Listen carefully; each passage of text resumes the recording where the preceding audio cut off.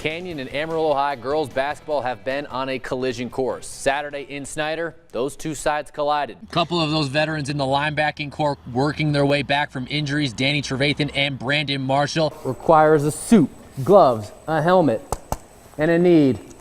But of course, you can let the records blow away with the win, because in a rivalry like this, We like to say he had put up video game type numbers, but for Nazareth's Jake Gerber, the video game stuff doesn't just stay in the football field. You know why they're so mean? Why? Because they got all them teeth and no toothbrush. On the contrary, Riley could not stop singing Schaefer's praises, said it's a guy that's really benefiting. The Rangers invited myself and the whole town of Perryton out on a Friday night for their first practice with pads. They did the Oklahoma drill, and they got after it, and that was all I needed to see. It's safe to say the Dumas coaching staff wants to get Hernandez the ball more, meaning Demon fans could wind up seeing a whole lot more Paul Hernandez on the field. And I feel like an assistant coach in some capacity for implementing that training regimen. We'll hear from the mullet man himself, Mike Gundy. Oklahoma State head coach Sasha Watson in that semifinal thrived off of the CSU Pueblo student section that was raining boos upon her. There's nothing glamorous about the muscles that allow you to lift nearly twice your body weight. That's, I'll show you.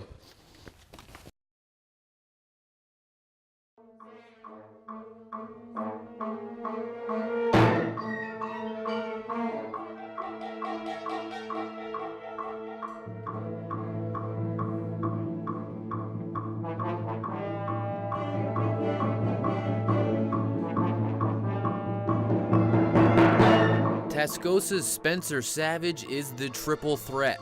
Member of the Rebels basketball team, captain of the drumline, and homecoming king. I was more surprised about Homecoming King. I did not think I was going to win that, but all my band friends, they helped me out. At 6'8" and counting, Spencer may look at home on the basketball court, but his growth spurt has required a little acclimating on both the floor as well as the stage.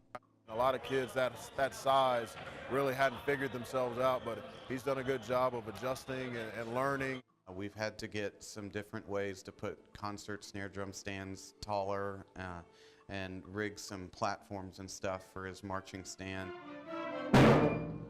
The reason a kid decides to play basketball can be an easy one. Just take a look at a shoe commercial. But the reason Spencer decided to pick up the sticks in 6th grade and join the percussion, well, was also because of a commercial, just not one for shoes. I really like the Blue Man Group, so they inspired me. I was like, yeah, I want to do that. So I just started beating on the couch with some drumsticks my mom got me, and it just took off from there.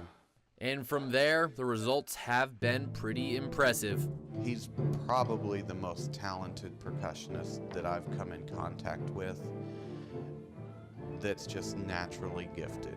There's not much that he has to be taught. Spencer will have options next year when he goes off to college, whether he wants to keep playing basketball or focus solely on music. But if he could pick between the rush of nailing a drum solo or dunking a basketball, the decision, apparently, is an easy one. Dunking a basketball. Not even close? No, not even close. In Amarillo, Dave Edgecomb, Fox 14 Sports.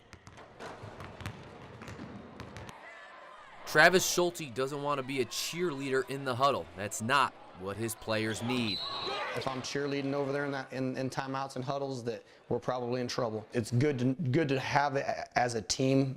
You see that this isn't something that we're trying to do as individuals. It's something that we're doing together. That approach has taken on a whole new meaning of late for Travis after his 8-year-old daughter Tatum was diagnosed with osteosarcoma, a rare bone cancer, at the beginning of the season. They looked at the x-ray and told me that that was an abnormal looking bone and that they felt like there was a really good chance it was cancer. And kind of a turn your world upside down type of meeting. With the diagnosis came countless doctor's appointments both here in Amarillo and in Houston at the Texas Children's Hospital. Basketball became an afterthought.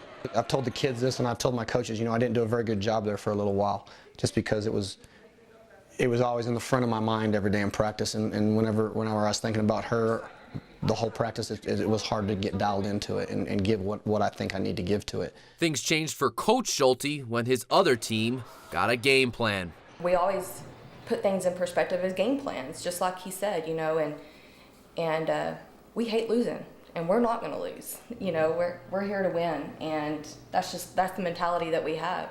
Tatum has just begun her second wave of chemotherapy, and while she won't be able to play the sport she loves anytime soon, like a true team player, she's found a different role to excel in.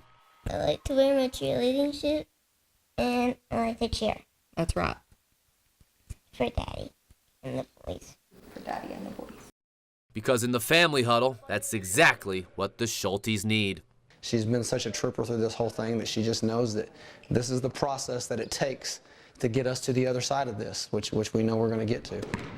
In Canyon, Dave Edgecomb, KAMR Local 4 Sports. West Texas A&M softball has had some really good softball players roll through Canyon, including multiple All-Americans. Lacey Taylor was the most recent of those All-Americans, and today, before their first game, the Lady Buffs honored Taylor, who's now an assistant coach with WT. Not a bad way to honor her either early on. Already up 3-0 in the first, Shani Starkey goes boom. Call it elevated and celebrated. First quarter, Rams come out firing. Junior Ramirez on the keeper, finds a seam, and then he's running like he snatched a pie off a windowsill. 47-yard touchdown run, 7-0 Portales in a flash. In 3A, the only thing standing in front of Canadian in a trip to the state tournament, wall. No, not a wall. Never mind. First quarter action. Cats Haven Risley with the steal and back the other way for the lay-in. We'll start on number 10. Weiss' second shot on the par 4. And if you like golf, you'll like this. Within feet of the cup, he'd birdie the hole. Let's go fifth inning. They add to it. Austin Moya puts good aluminum on that. Off the wall for an RBI double. Arbuckle slinging to Michael Andrews, who evades a tackle, walks the tightrope, and then brings it down inside the 5 and into your living room. State title point for the Falcons. Allie Gandy serving for Bushland, and she comes up aces. The Falcons are your 4A state champs. It doesn't hurt when your leading scorer's feeling his oats. Javlovich from deep, 3 of his career high, 36 points. Buffs roll 95-63, making it 10 wins in a row.